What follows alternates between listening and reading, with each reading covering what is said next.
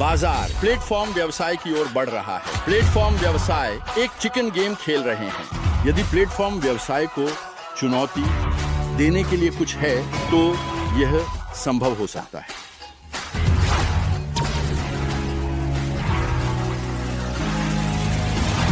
मैं इस प्लेटफॉर्म व्यवसाय के अगले व्यवसाय की भविष्यवाणी कर रहा हूं। जैसा कि आप सभी जानते हैं, मैंने 1999 में imkorea.com नामक एक शॉपिंग मॉल बनाया था, लेकिन वास्तव में मुझे कोई बड़ा निवेशक नहीं मिला, इसीलिए यह असफल हो गया। लगभग उसी समय में शुरू हुए अमेज़न और अलीबाबा जैसे व्यवसाय बड़े कॉरपोरेट के रूप में विकसित हुए हैं। मैं इस डेथ वैली को पार नहीं कर सका और एक शव की तरह किराए के कमरे में चला गया। वहां 3 साल बिताने के दौरान मैंने क्या सोचा होगा? क्या आपने फिर से इस प्लेटफॉर्म व्यवसाय के बारे में सोचा? बिल्कुल नहीं, ऐसा नहीं है। हमेशा समय बदलता है, इसलिए यह प्लेटफॉर्म व्यवसाय भी कभी न कभी अगली पीढ़ी के व्यवसाय के लिए अप्रचलित हो जाएगा। तो उसकी कमजोरियां क्या हैं? बहुत सारे आपूर्तिकर्ता होने के कारण हमें उपभोक्ताओं को यह समझने में कठिनाई होती है कि हमें क्या चुनना चाहिए। इसके बाद यह जरूरी नहीं है कि कई आपूर्तिकर्ता आपूर्ति करें तो कीमतें हमेशा गिरेंगी।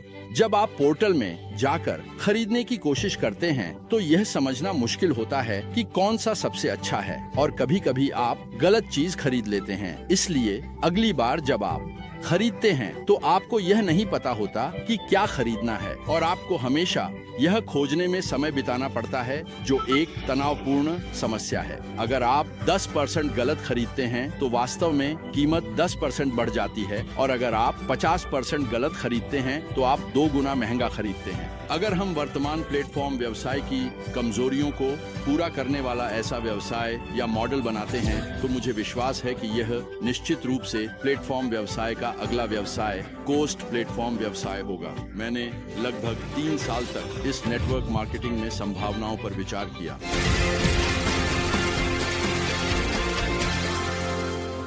प्लेटफॉर्म वह स्थान है जहां सभी उपभोक्ता और सभी आपूर्तिकर्ता मिलते हैं, लेकिन इस प्लेटफॉर्म पर इकट्ठा हुए उपभोक्ता सभी एक एक करके अलग अलग हैं। हर कोई एक दूसरे से जुड़ा हुआ है। सही है? क्या उपभोक्ता संगठित हुए हैं? नहीं हुए, है ना? लेकिन नेटवर्क मार्केटिंग भी एक तरह का इंटरनेट शॉपिंग मॉल व्यवसाय है। लेकिन जब एक व्यक्ति आता है और फिर दूसरा व्यक्ति आता है तो संगठन बनता है ना? क्या आप सभी अभी कहीं इस तरह से जुड़े हुए हैं? लेकिन क्या यह प्लेटफॉर्म पैसे कमाता है? और क्या यहाँ भी पैसे कमाए जा सकते हैं? क्या ये लोग यहाँ आएंगे या नहीं? नहीं जाते। लेकिन क्या यहाँ के रेत के कणों के इस तरफ आने की संभावना है या नहीं? क्या आप सोचते हैं कि अगर आप अभी प्लेटफॉर्म पर जाकर सामान खरीदते हैं तो कैसा होगा? क्या यहाँ कुछ भी नहीं दिया जाता? इसलिए मैं कभी भी यहाँ वहाँ घूमता रहता हूँ। लेकिन क्या होता है, जब मैं एटॉमी आया तो ये और भी सस्ता है और भी अच्छा है। यहाँ 35% कमीशन दिया जाता है। तो क्या एटॉमी में एक बार आने वाला व्यक्ति किसी अन्य प्लेटफॉर्म पर जाएगा? क्या नहीं जा रहे? नहीं जा रहे। अगर इस तरफ आओगे तो नहीं जाओगे, और जो लोग उस तरफ हैं वे लगातार इस तरफ आ रहे हैं। तो क्या समय के साथ जो प्लेटफॉर्म वर्तमान में 100 ट्रिलियन या 200 ट्रिलियन का कारोबार कर रहे हैं, उनकी तुलना में एटॉमी व्यवसाय बड़ा होगा या नहीं? यह बढ़ता जा रहा है। यह समय की बात भी है और आप सभी इस प्रक्रिया में भाग ले रहे हैं। हम अभी शुरुआत के चरण में हैं। यह भविष्य का व्यवसाय है जो प्लेटफॉर्म व्यवसाय के अगले चरण का व्यवसाय है, और हम अभी इस प्रारंभिक चरण में हैं।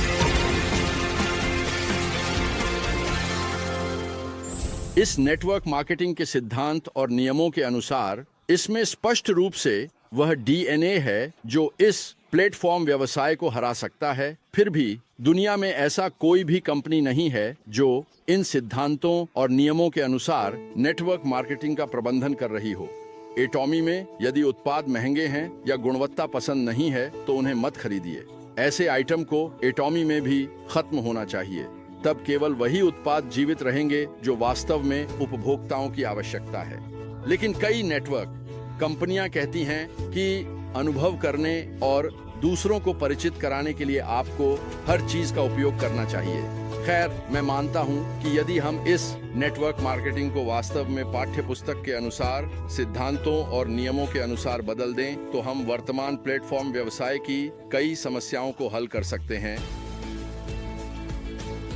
मैंने उस संभावना को देखा और इसलिए मैंने एटॉमी व्यवसाय को चौथी पीढ़ी के अगले पीढ़ी के व्यवसाय के रूप में विकसित होने की संभावना को देखते हुए वास्तव में कठिन परिस्थितियों में भी एटॉमी शुरू किया।